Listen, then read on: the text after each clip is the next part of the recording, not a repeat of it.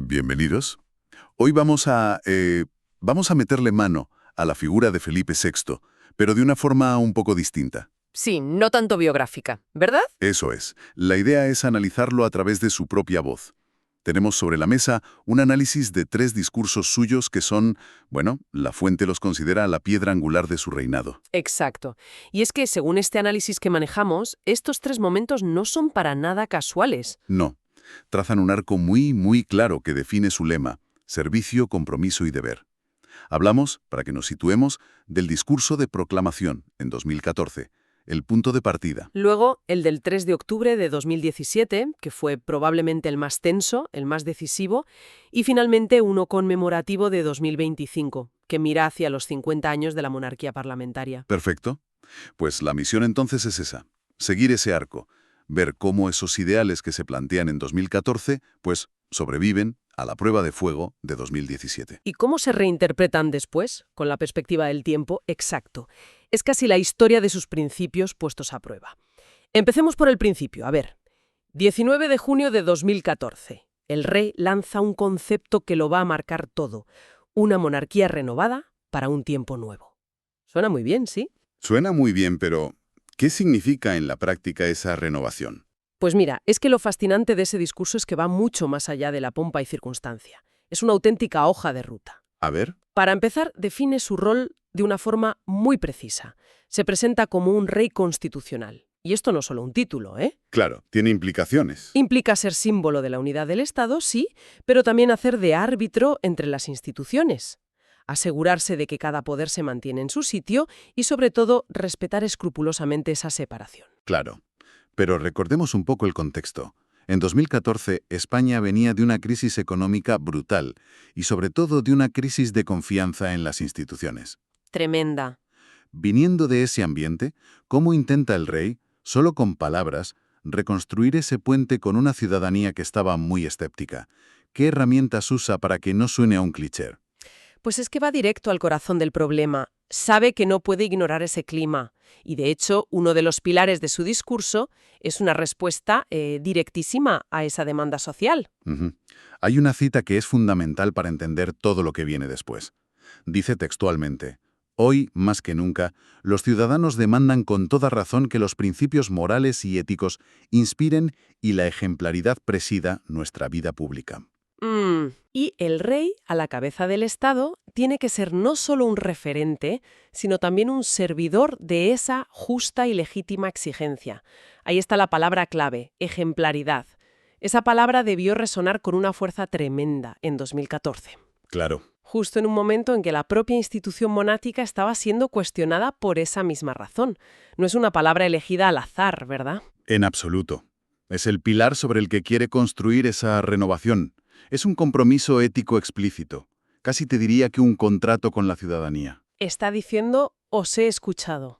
He entendido el mensaje, y la corona será la primera en aplicárselo.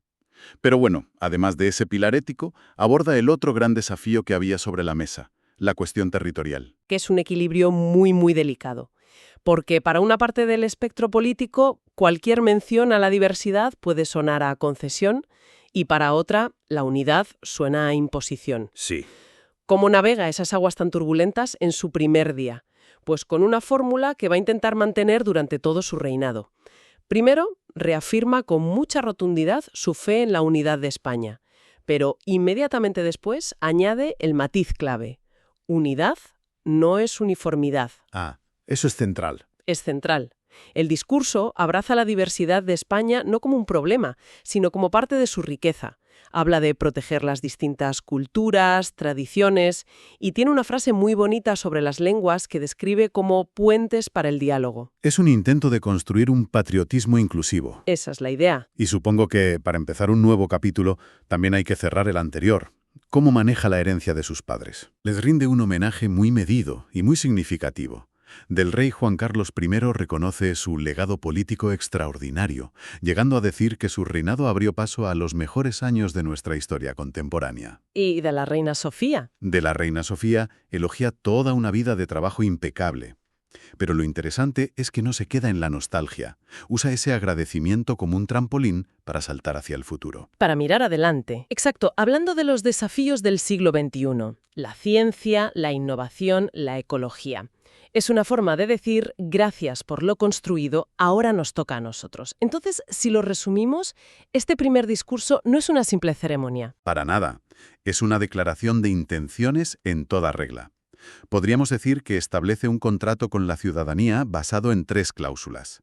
Constitucionalismo estricto, ejemplaridad innegociable y un modelo de cohesión que integra la diversidad. Exactamente.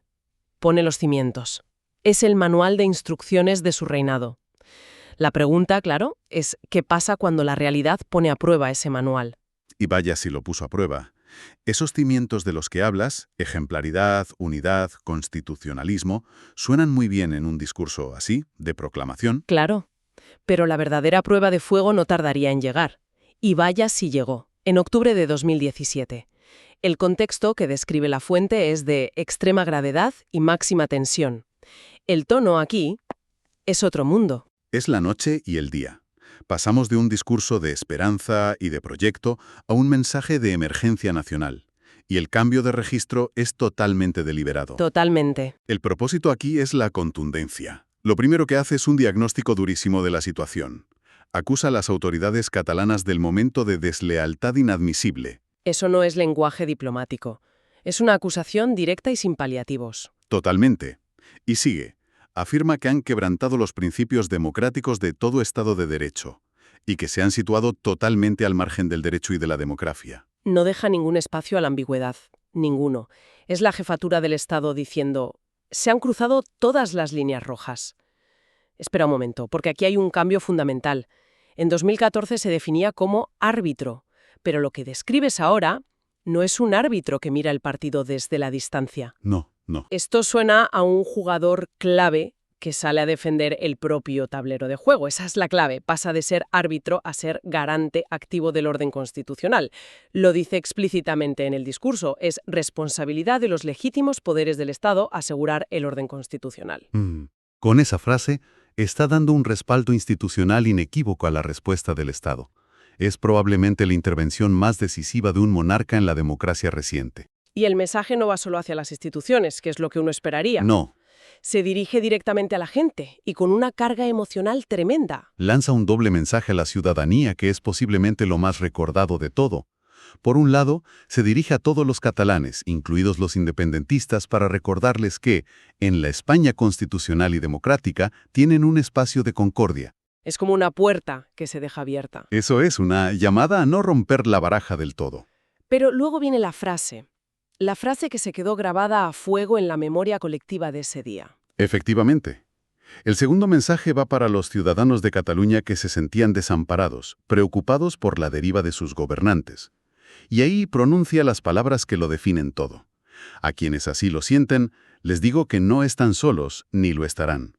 Es una promesa directa de amparo. Es el Estado, a través de su máxima representación, diciendo, estamos con vosotros, no os vamos a dejar caer. El impacto de esa frase fue inmenso. Sin duda. Ese discurso es un antes y un después. Consolida su imagen como garante último de la Constitución, pero también lo expone políticamente como nunca antes. Claro, asume un riesgo. La frase «no estáis solos» se convierte en un hito, y en la demostración práctica de lo que significaba su rol en una crisis, existencial para el Estado. Es el momento en que la teoría de 2014 choca brutalmente con la práctica de 2017, y el rey elige un camino de firmeza, sin fisuras. Vale. Hemos visto al rey definir su proyecto y luego defenderlo en la trinchera. ¿Qué pasa cuando le toca mirar por el retrovisor? Saltemos a ese tercer discurso, el conmemorativo de 2025. Sí. Aquí la perspectiva cambia, se mira al pasado, a la transición, para sacar lecciones. ¿Con qué objetivo? El objetivo no es la nostalgia. Para nada. Lo más interesante es que el discurso no idealiza la transición como una época dorada e irrepetible. No la mitifica. No. La fuente destaca que la valora sobre todo por su método. Hay una frase que es la esencia de todo el argumento. Fue la transición, la palabra frente al grito, el respeto frente al desprecio, la búsqueda del acuerdo frente a la imposición. El foco está en el cómo. El foco está en el cómo se hicieron las cosas. Lo que me llama la atención aquí es que no está usando la historia como una pieza de museo. La está usando casi como una herramienta política para el presente, ¿no? Totalmente. Mirad, ya lo hicimos una vez de esta manera. ¿Por qué no podemos hacerlo ahora? Esa es exactamente la intención. Es una defensa del diálogo y el pacto como método para superar la crispación del presente. Y en ese relato sitúa a la monarquía en un papel central. Claro. Describe la figura de su padre, de Juan Carlos I, como un catalizador clave y una institución vertebradora que permitió que todo ese anhelo de cambio se encauzara de forma pacífica. Y además de la institución, personaliza ese reconocimiento en figuras muy concretas. Hay un gesto muy simbólico con la concesión del Toisón de Oro. Sí, es un acto con una carga simbólica enorme.